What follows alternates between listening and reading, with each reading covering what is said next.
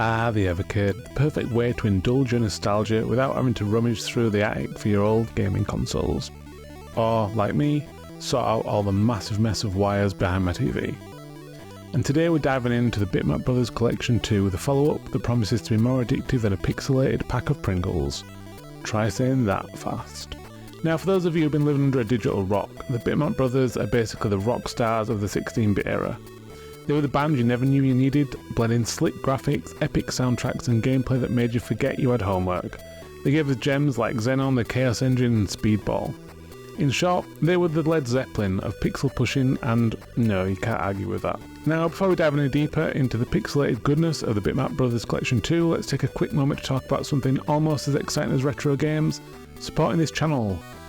If you're enjoying the content and want to be able to get a head start on new videos, consider becoming a member. You'll get early access to my latest videos, shoutouts, updates, and a few other perks that are better than finding some chicken in a bin during a 16-bit boss fight. Plus, your support helps me keep the lights on around here, or at least keeps the Evercade carts coming. So why should you be excited about this collection? Well, aside from the fact that it's Bitmap Brothers, there's the Evercade factor. Playing these classics on the Evercade feels like slipping into your favourite pair of retro sneakers, comfy, stylish and perfect for showing it off.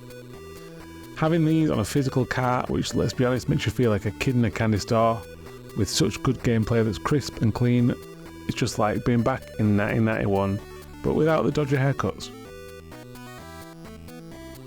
Firstly, we have Zed.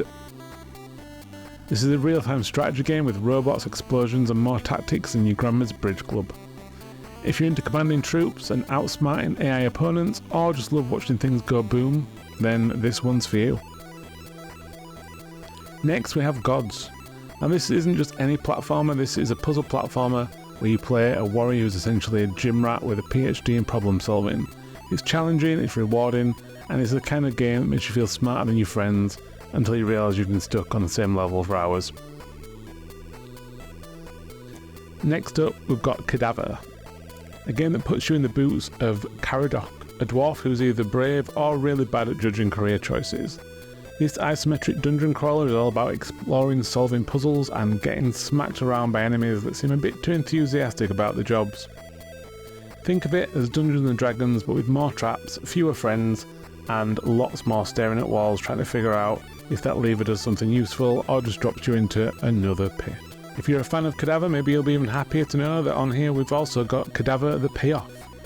So if you enjoyed getting pummeled in the first game, good news, Caradoc is back for more. This time he's on a mission to find some serious loot.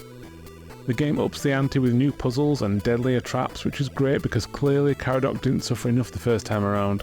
It's like the sequel to A Bad Vacation. You think maybe this time it'll be better, but no, you're still knee deep in skeletons and regretting life choices.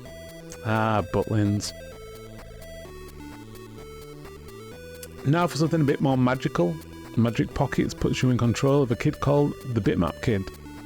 Great name. Who's got magic pockets that can store pretty much anything. It's like Mary Poppins' bag, but for kids who's less practically perfect in every way and more I can throw tornadoes at my enemies. Platforming your way through weird and wonderful worlds, you'll be left asking yourself why more games don't feature endless pants capacity. Wrapping things up, we've got the Chaos Engine 2. If you thought the original was chaotic, this sequel cranks it up to 11. The Victorian sci-fi madness is back with even more top-down shooting and enough steam-powered enemies to make you question the Industrial Revolution. This time you're not just fighting against mutants and monsters, you're also up against another player in a split-screen showdown. It's like if you took all the worst parts of Victorian England and then made them try kill each other. Grab a friend and see who's better at turning chaos into slightly organised chaos. As always, thanks so much for watching. Let me know in the comments what you think of this collection and what collections you're excited for that are coming up. Don't forget to subscribe to the channel for more Evercade content and ring that bell so you get notified whenever a video goes live. I'll catch you next time.